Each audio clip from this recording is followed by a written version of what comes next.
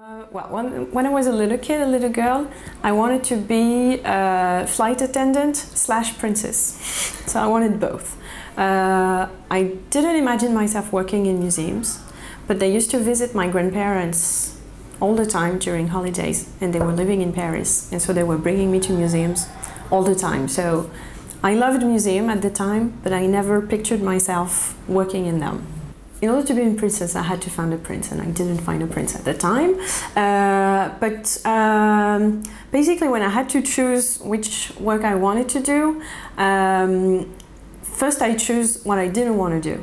I didn't want to do math, I didn't want to do economics.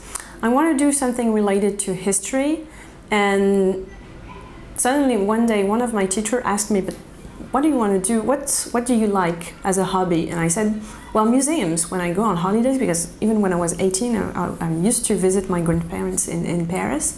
And so she told me, well, there is a school, it's based in a museum, it's art history, you should try. And this is why I chose this path. But once again, at the time, I didn't really see myself working in museums. I just knew I had a passion for this world, and so this is why I chose this path. I started as a tour guide. I did several internships in different fields of art history, art markets, for example. I worked for an auction house in Paris. I worked for educational program, education services in museums. But then I became a tour guide. So this was my very first job, and I did it for 4 years, and I worked at Musée du Louvre, Musée d'Orsay, and Musée de l'Orangerie. Well, during these 4 years, of course I enjoyed working in museums, but being a tour guide is really exhausting, especially in museums such as the Louvre, where there is a whole crowd, there is lots of noise. It's physically exhausting and sometimes also mentally exhausting, because even though each tour is different, you're always doing the same kind of task. And I was looking for another job that could bring me something else, responsibilities. I dreamt about working in an office. Sounds crazy, but I wanted to work in an office. I wanted to use my brain differently. So I choose to have an exam, a test, an official, I don't know how to say concours in French, in fact, in English, but to become a civil servant. And this is how I ended up here at Cluny Museum as the deputy manager of communication. So I didn't choose the position. I chose to pass an exam, and then I choose the position. So I worked as a tour guide for 4 years, from 2005 to 2009, and in September 2009 I started here at Cluny Museum. So now I'm the deputy manager of communication at the museum. Until a few months there was a manager of the department, so we were 2, and basically we were sharing 50-50 with different levels of responsibilities, but basically we're in charge of almost anything regarding communication, so press relation, public relation, everything regarding the exhibition, posters and press kits. We're also in charge of digital communication, so everything regarding our website, social networks, all that. So the current website is pretty old because it was designed in 2001, and we were one of the first French museums to have a website. So in at the end of 2010 or 2011, I don't remember well, I said, okay, we can't touch this anymore. The website is going down each time we're trying to put something new on it, so we should definitely work on another one, a brand new website. And we're still working on it, but we're getting close to a new website, and there's supposed to be a version 0 in November 2013. In fact, when I arrived at Cluny Museum, it was not meant to be part of my job to take care of social media or the website. It was part of the communication department tasks, but the website was down, so there were just a few things down. And there have been several propositions about social media made before, but they've been all turned down by the directions. So I take my time to learn why The direction had turned down the opportunity to be on social media and to learn myself, because I was not a specialist myself. I used those social networks, but in a personal way. And we've started, in a way, it was a kind of joke. We started being on social medias at the end of 2010.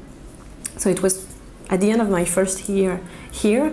I saw a post from Jim Richardson from Sumo on Facebook talking about Ask a Curator.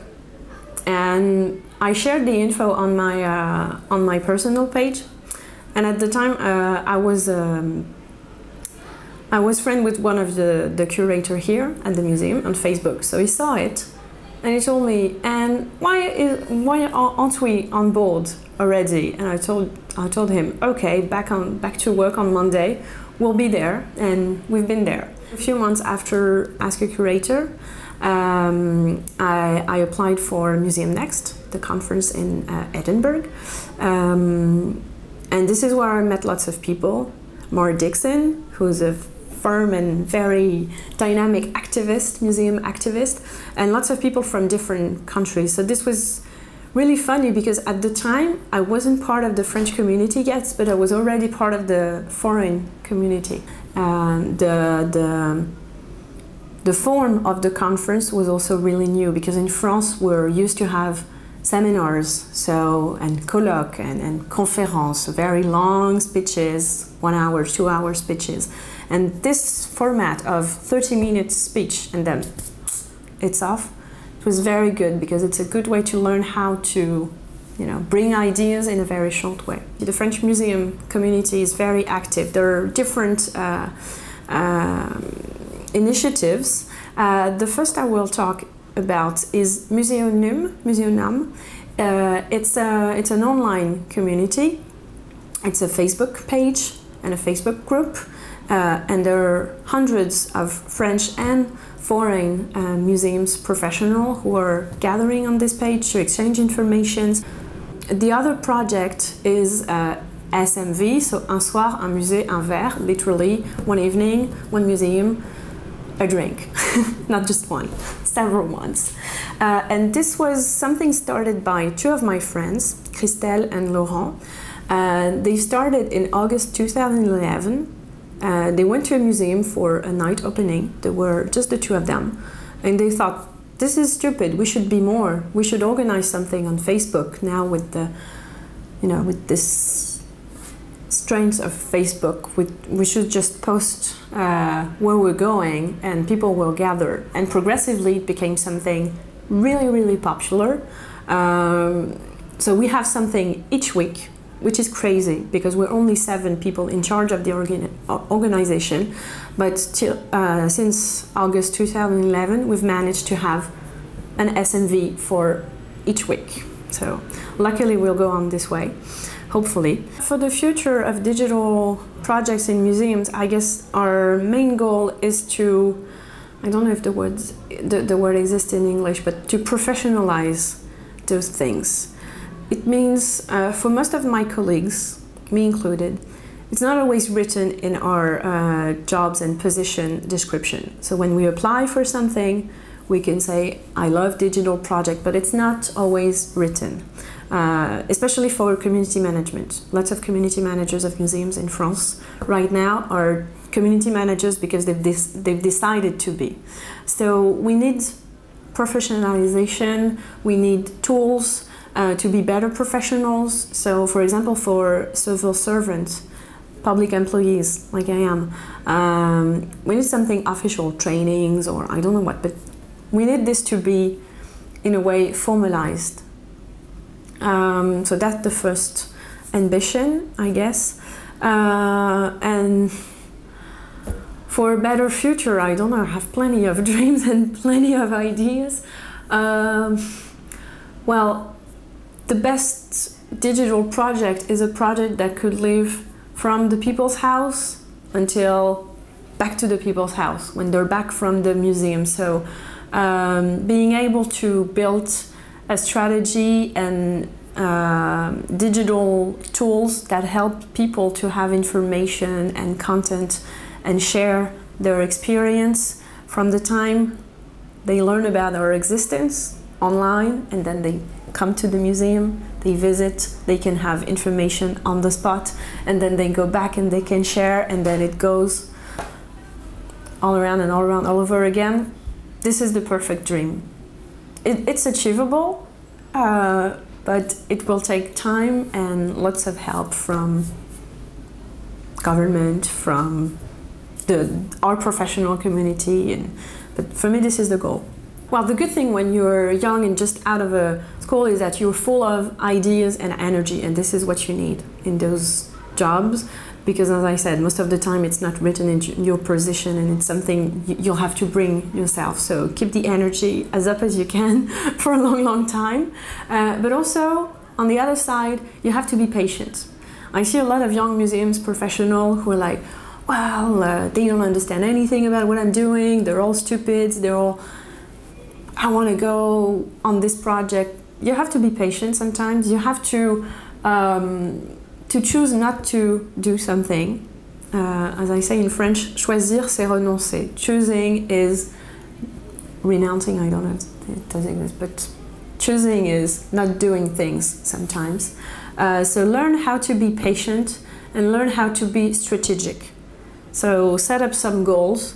Some are achievable, some are a little bit further, and try to adapt to the system. Try to find tricks. Trying to be a little bit naughty, a little bit, evil in your strategy to go around the obstacles. Don't expect the structure and the institution to change. It's too long. You're going to lose your energy.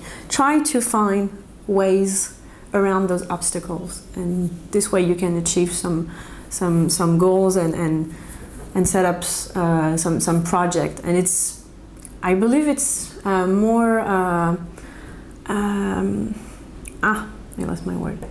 Rewarding to achieve something that was tricky to achieve than just being angry, trying to change things and change things, but in a negative way. I don't know if I'm really clear on that, if you can use this, but it's rewarding to build a project based on constraints and difficulties and problems, because once you make your way around those problems, you're happier than if the road was straight to the point.